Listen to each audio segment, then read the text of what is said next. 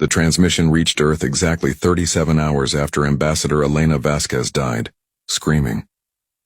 The Thorian Imperium had executed her live on the Galactic Council floor, claiming that humanity had broken Protocol 7 Alpha by building colonies in disputed space. The other council members said nothing. They simply watched as Thorian custom demanded death by ceremonial flame for anyone guilty of a territorial violation. The aliens expected the usual reaction, an apology, maybe a few reparations, and humanity quietly pulling back from those colonies, embarrassed and obedient. They had no idea what they had just unleashed. Secretary General James Park watched the recording of Vasquez's execution once. Only once. When it ended, his hand shook, not from fear, but from a cold, focused anger that only humanity could master after 10,000 years of warfare.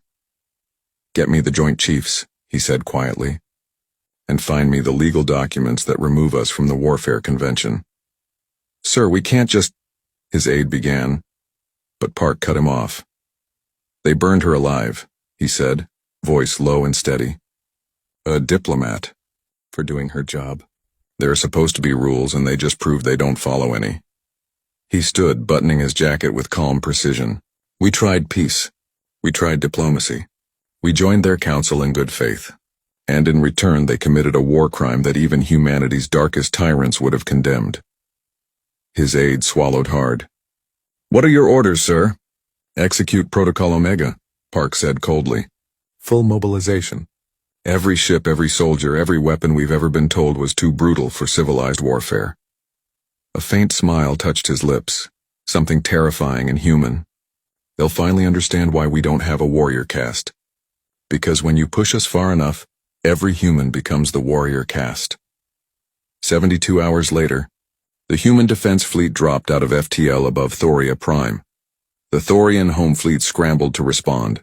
300 capital ships against humanity's mere 50.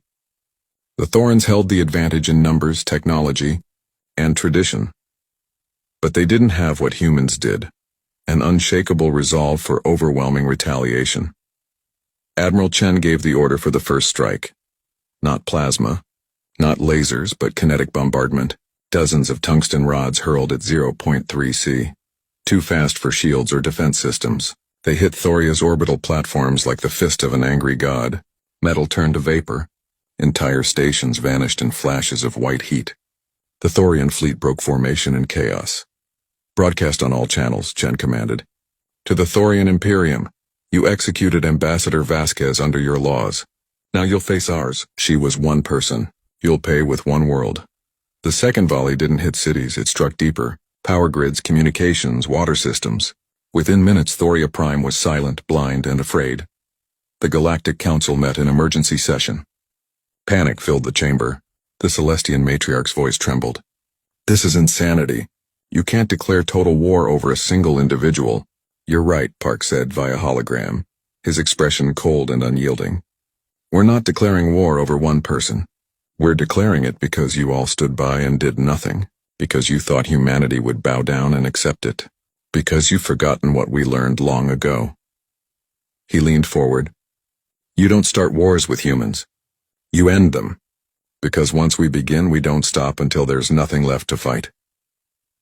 From his darkened throne room, the Thorian Emperor finally broke. We will offer reparations, compensation, whatever you ask." Park's reply was ice.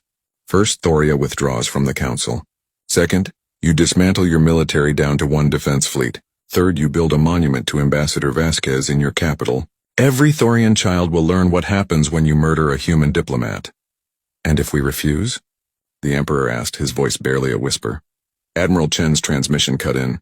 "Then in 72 hours, Thoria Prime becomes Thoria was. Your choice." They accepted every demand. Unconditionally. That day, the galaxy learned a brutal truth. Humanity had spent centuries choosing civilization. But civilization was a choice, not a weakness. When that choice was stripped away, humans remembered exactly what made them survive their own savage past. Today, on Thoria Prime, the monument to Ambassador Elena Vasquez still stands tall. Her final words are carved in stone. "I speak for humanity. And beneath them, added later by human engineers, so does our fleet.